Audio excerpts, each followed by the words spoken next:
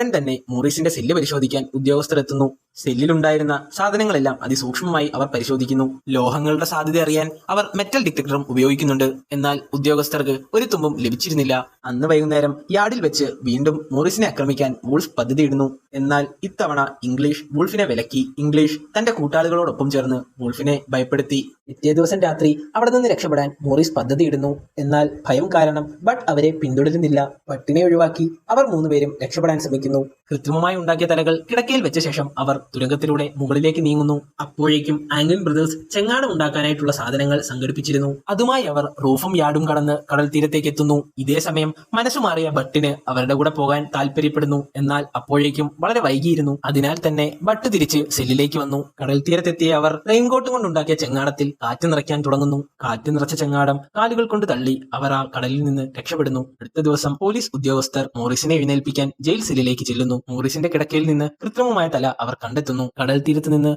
റെയിൻകോട്ടിന്റെ ചില അവശിഷ്ടങ്ങൾ വാർഡന് ലഭിക്കുന്നു. കുറച്ചു മാറി ഡോക്കിന്റെ കയ്യിലുണ്ടായിരുന്ന പൂവ് വാർഡന്റെ ശ്രദ്ധയിൽപ്പെട്ടു. ഇവിടെയാണ് കഥ അവസാനിക്കുന്നത്. ഒരു യഥാർത്ഥ സംഭവത്തെ ആസ്പദമാക്കി ചെയ്തിട്ടുള്ള മൂവിയാണിത്. ഇതുപോലുള്ള അടിപൊളി സിനിമകൾ ഇനിയും നമ്മൾ ഉള്ളടക്കത്തിലൂടെ പരിചയപ്പെടും. ഇതുപോലുള്ള ഇൻട്രസ്റ്റിംഗ് സിനിമകളെ പറ്റി അറിയാൻ ഈ ചാനൽ ഇപ്പോൾ തന്നെ സബ്സ്ക്രൈബ് ചെയ്യുക. അടുത്തതായി ഏത് സിനിമയെപ്പറ്റി നിങ്ങൾക്ക് അറിയണമെന്നുള്ളത് കമന്റ് ബോക്സിൽ രേഖപ്പെടുത്തുക.